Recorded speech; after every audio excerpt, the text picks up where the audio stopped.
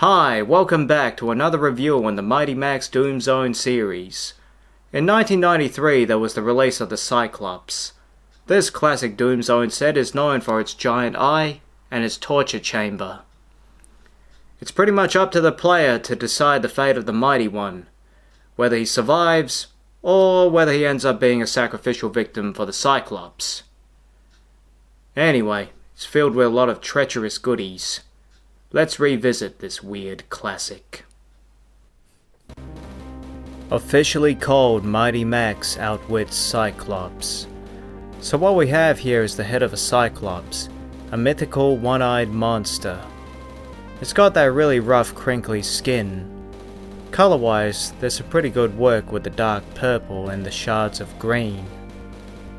Got a greyish horn on the forehead, and we got a hideous design on its teeth, giving it a very grotesque look.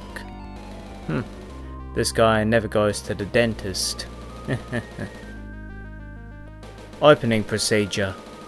First open the jaw, then open the head. Remove the eye. Now you can see that the interior is a torture chamber from bottom to top.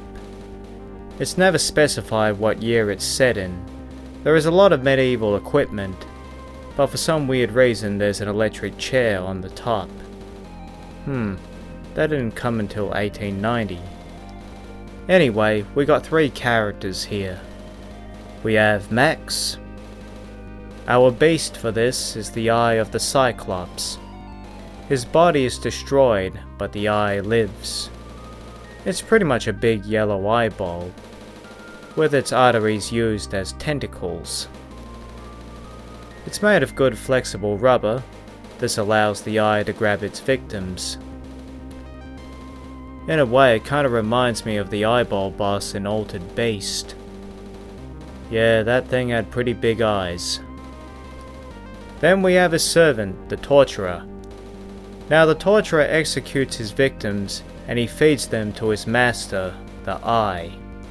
His design's pretty crude.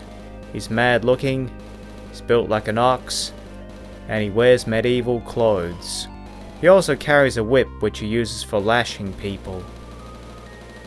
And he has purple skin. Yeah, it kinda reminds me of those evil goons in Golden Axe 2 on stage 3. Now, as for the set's design, it has that stony grey look, giving it that sort of medieval vibe. And you also got some weird coloured rocks. In the bottom we have this torture rack. Over here is the coffin of death, has a nice creepy exterior. You open it up and you see some little spikes. On the floor we got more skulls, made by sticker material. Right up here is the sacrifice gate.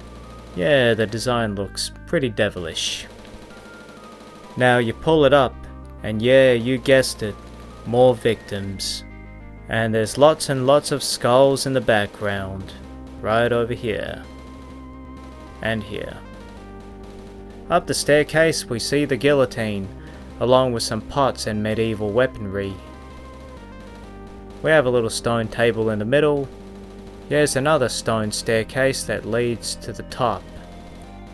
On the highest point we got a hang rope, with a skull on top, and over here we have a purple electric chair.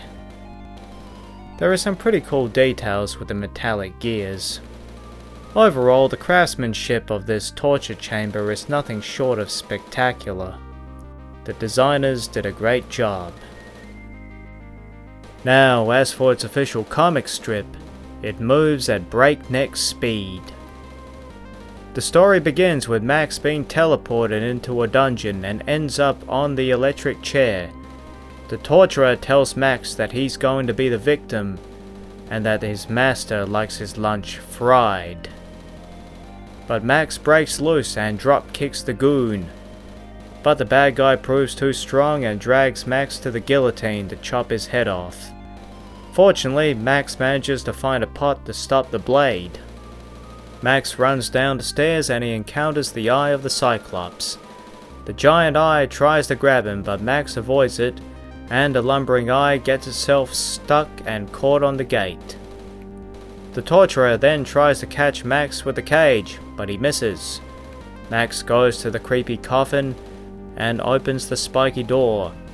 The torturer tries to ram him, but Max dodges him and shuts the door. Yeah, Mighty Max is the winner. There was also a cartoon episode based on this set called Day of the Cyclops. It's set in Turkey, and in one of the prisons there happens to be a secret lair of the Cyclops where he feasts on his victims. It utilizes a lot of elements of the actual set itself, combined with a bit of Indiana Jones. And in the finale you got Max and his buddy Norman duking it out with the giant eye. It's a pretty fun watch. Anyway, closing procedure. Max stands in the middle. Put the cage on top of him, click it in. The torturer stands in the front, right here.